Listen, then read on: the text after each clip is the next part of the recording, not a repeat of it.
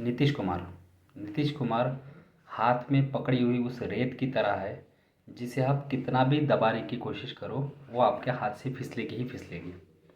एक बार किसी ने आपको अगर छोड़ने का फैसला किया है तो आपको आज नहीं तो कल, कल नहीं तो परसों छोड़ेगा ज़रूर और जाएगा ज़रूर। नमस्कार दोस्तों, मेरा नाम है गोपाल और आप देख रहे हो द सेकंड ओपिनियन। दोस्तों, आज हम बात करेंगे नीतीश कुमार के बारे में। कल ही आपने देखा होगा, नीतीश कुमार ने इस चर्चा पे विराम लगाने की कोशिश की कि हम तो कहीं नहीं जाने वाले। 2 बार हमने पलटने की गलती की, लेकिन अब हम कहीं नहीं जाने वाले, हम यही एनडीए के साथ रहेंगे। देखो किस तरह से अटल बिहारी वाजपेयी हो या नरेंद्र मोदी हो, इन्होंने हमें कितना सम्मान दिया, बिहार के विकास के लिए कितना काम किया। हाँ, ये बात तो सच है कि नीतीश कुमार को अगर मुख्यमंत्री बनाया है तो बीजेपी की मूर्खता ने ही बनाया है। नीतीश कुमार लालू प्रसाद यादव के मंत्रिमंडल में मंत्री हुआ करते थे। समता पार्टी निकली, जॉर्ज फर्नांडिस ने बीजेपी को कन्विंस करने की कोशिश की कि आप इस इंसान को मुख्यमंत्री ना बनाओ, लेकिन बीजेपी के पास सर्वसमावेशी चेहरा न होने की वजह से बीजेपी ने नीतीश कुमार को ही मुख्यमंत्री बनाया और 18 साल हो गए, 20 साल हो गए लगभग, बीजेपी बिहार में अपना मुख्यमंत्री पद बनाना तो छोड़ो, बनाने का सोच भी नहीं सकती। जब जब बीजेपी ने ट्राई किया कि वो खुद का मुख्यमंत्री बिहार को दे, तब तब नीतीश कुमार पलटी मार के आरजेडी की तरफ चले गए। नीतीश कुमार नीतीश कुमार के बारे में आपको याद होगा कि नीतीश कुमार को अपने सीट से बहुत ज़्यादा लगाव है। पार्टी सरकार में कोई भी रहे, दिल्ली में सरकार किसकी भी रहे, नरेंद्र मोदी सरकार में रहे ना रहे, बिहार में नीतीश कुमार रहने चाहिए।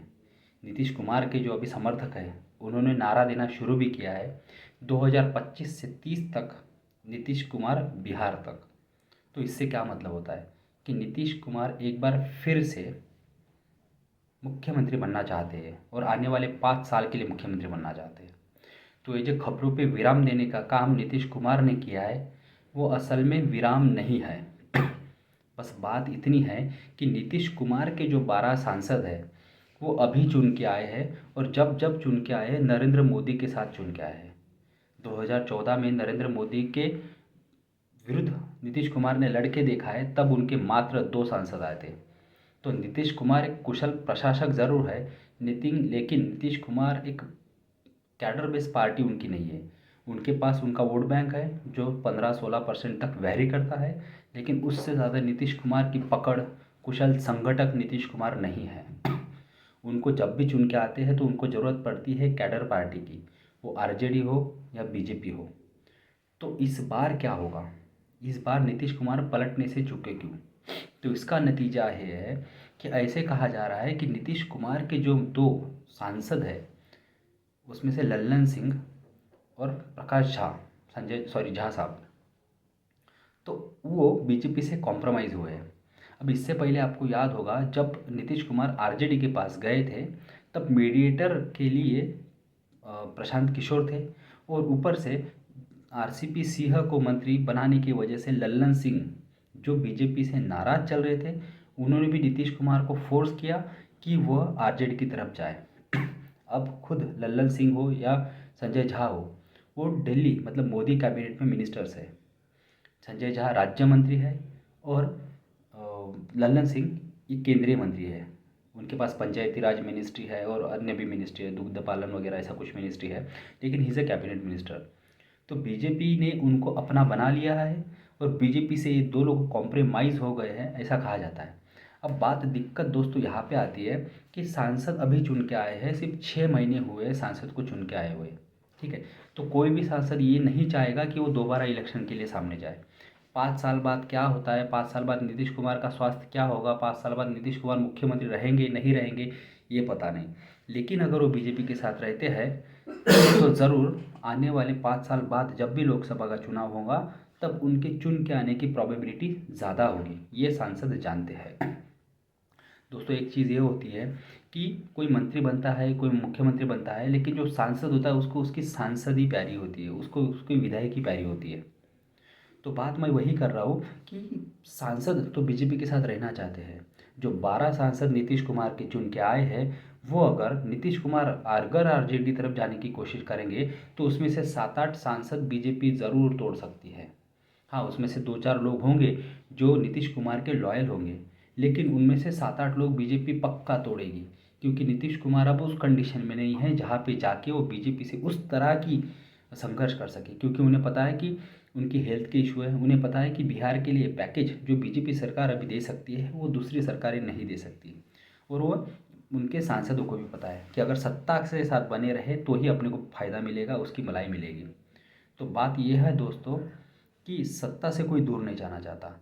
अब हम बात करते हैं कि ऐसे विधायक, अभी आपको पता है कि 2019 में जो चुनाव हुआ था, 19-20 में जो बिहार में चुनाव हुआ था, अब उस चुनाव में क्या हुआ था, नीतीश कुमार 3 नंबर की पार्टी बने थे। फर्स्ट नंबर की पार्टी आरजेडी बनी थी 74-76 सीट्स के साथ, 78 सीट्स के साथ। बीजेपी सेकंड नंबर पे थी 74 सीट्स के साथ, और नीतीश कुमार थर्ड नंबर पे थे 42-44 सीट्स के साथ।